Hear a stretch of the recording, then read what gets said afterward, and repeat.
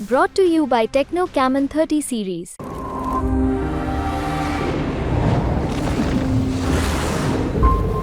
दिल्ली में जहां हम बैठे हैं कि वहां पर इस बार आम आदमी पार्टी और कांग्रेस साथ साथ में है। अगर देखिए आंकड़ों के नज़रिए से देखें तो आम आदमी पार्टी और कांग्रेस दोनों के वोट को अगर आप जोड़ भी दें तो भी 7 की 7 सीटों पर बीजेपी का वोट 2019 के लोकसभा चुनाव के मद्देनज़र में बता रहा हूं, तभी भी ज़्यादा है बीजेपी का वोट। तो बिल्कुल, और हम जानते हैं दो पार्टियों का जब गठबंधन होता है तो 100% वोट ट्रांसफ़र भी नहीं होता। अगर 100% वोट ट्रांसफ़र भी हो जाएं तो भी बीजेपी आसानी से 7 सीटों पर जीत सकती है। लेकिन एक बात का ध्यान रखना चाहिए कि 2019 का जैसा माहौल नहीं है आज जिसका जिक्र मैंने किया।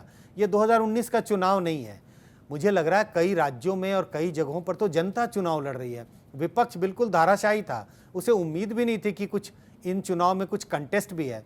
मुझे ऐसा लगता था विपक्ष ने अपने सारे हथियार डाल दिए थे जनवरी फरवरी के महीने में।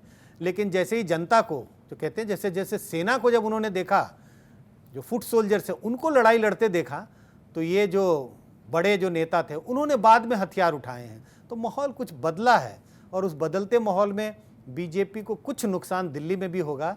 लेकिन भारी नुकसान, जब मैं भारी नुकसान का जिक्र करता हूं तो मैं मानता हूं आधी से ज़्यादा सीटें हार जाना वो भारी नुकसान है, ऐसा मुझे दिखाई नहीं पड़ता। 7 सीटों में अभी भी मुझे लगता है बीजेपी के लिए अपर हैंड है। शायद दो सीटें, 1-2 सीटें अगर बीजेपी हार जाए तो इतना ही नुकसान मुझे दिल्ली में दिखाई पड़ता है। सर जल्दी से महाराष्ट्र का भी जिक्र कर लेते हैं। महाराष्ट्र का भी बेहद उलझा हुआ चुनाव। वो इतना उलझा हुआ है कि वहाँ के वोटर भी के दिमाग में भी बहुत उलझन है, क्योंकि कन्फ्यूज़न इतना ज़्यादा है। तमाम पार्टियाँ हैं, 2 शिवसेना है, 2 एनसीपी है, और वहाँ जब जाएं आप लोगों से बात करें तो बड़ी एक तरह से उलझन और बहुत डिसएंचैनमेंट बहुत है। लोग कहते हैं वोट किसको दिया, सत्ता सरकार किसके साथ बना ली, अब वो विभाजन हो गया पार्टी में, फिर वो किसके तरफ चला गया। तो कन्फ्यूज़न बहुत है महाराष्ट्र में।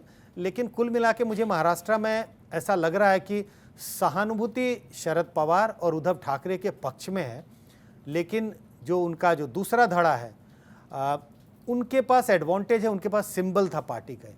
लेकिन कुल मिला के मुझे लग रहा है महाराष्ट्र विकास आघाड़ी जो कांग्रेस गठबंधन है उनका पलड़ा भारी दिखाई पड़ता है। 48 सीटें हैं, कांटे का मुकाबला है महाराष्ट्र में, लेकिन पलड़ा महाराष्ट्र विकास आघाड़ी का दिखाई पड़ता है। इनको कुछ न कुछ इनको एडवांटेज ओवर एनडीए दिखाई पड़ता है। अब 48 में से इनके पास हो सकता है कि 26 सीटें हों, उनके पास 21-22 सीटें हो सकती हैं। फासला इतना ही, अंतर इतना ही मुझे दिखाई पड़ता। लेकिन अगर इस नज़रिए से भी देखें तो एनडीए को 2019 की तुलना में भी नुकसान होगा, क्योंकि एनडीए ने 48 में से 41 सीटें जीती थी 2019 के चुनाव में।